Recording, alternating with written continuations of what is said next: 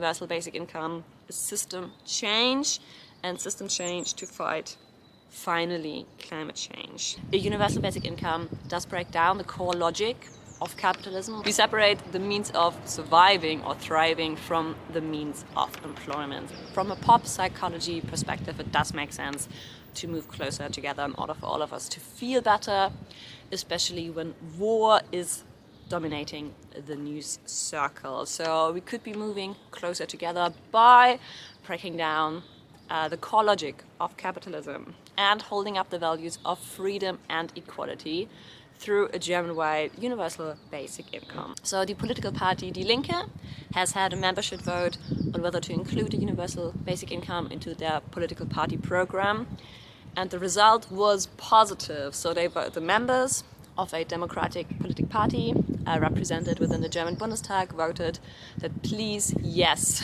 our democratic majority opinion is we want to include a universal basic income into our political program. Yet, leader positions within a political party have not openly talked about that, so hopefully this is going to happen soon, because the next parliamentary election does happen in 2 years. So 70 years ago, debt cancellation created the basis for the supposed economic German miracle. So why a debt cancellation for the global south is now a necessary precondition for a climate miracle, like a universal basic income in the interest of us all. So welcome back to BERLINF.U.N or Fun Berlin. As a result of the London Debt Agreement of the 27th of February 1953, the young Federal Republic of Germany was closely integrated into the Western Defense Alliance. So at present we are racing unchecked into climate catastrophe that will radically change our societies. It is often said that Germany cannot save the world on its own. But that UBI shows that debt cancellation is possible and that it can help to solve global problems. Countries like Germany do make a decisive contribution to actively and positively shape necessary changes.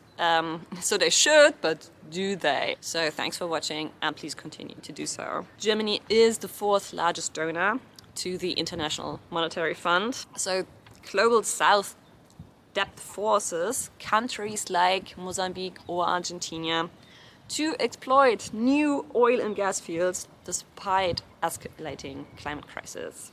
And instead of promoting to transit to renewable energy, countries like Germany and Italy are pushing to build further fossil fuel infrastructure on their economic, political shopping sprees in Africa. So for years, Africans have urged rich countries to become independent of fossil fuels and drastically reduce greenhouse gas emissions, because after all, people in Africa experience the climate crises on the front line. So for years, this fell on deaf ears in European countries, especially in Germany, which were just too happy to indulge into their dependence on Russian natural gas. Now, after the biggest international war has arrived in Europe, in their desperate search for more gas, they are turning to Africa of all places.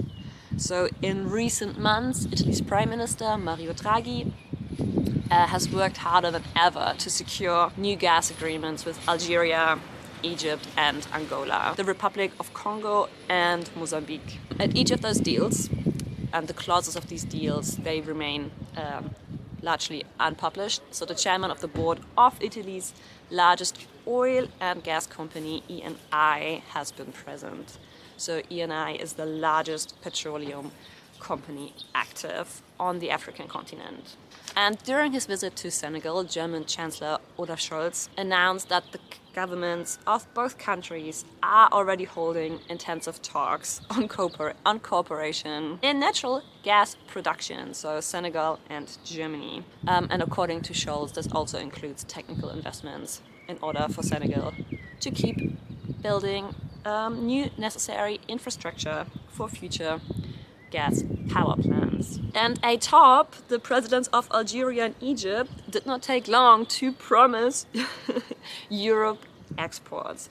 These countries should, and they probably do, recognize what these efforts are. They're a cynical and most likely a domestically and foreign corrupted attempt to extract profits from an environmentally damaging and failing industry, to extract dirty gas for cheap out of politically unstable countries for the profit of white industrialized countries. A top Western head of states and those African head of states are completely ignoring Africa's climate woes. Fossil fuels have not proven to be the basis for successful African economies. In a recent piece, Ugandan climate activist Vanessa Nahyadi points out that African countries whose economy are based on the production and export of fossil fuels often have up to 3 times slower economic growth than countries with more diversified economies. Now Germany and Italy want to foist a fossil fuel infrastructure on Africa regardless of the suffering it causes. So be climate smart, cancel climate debt.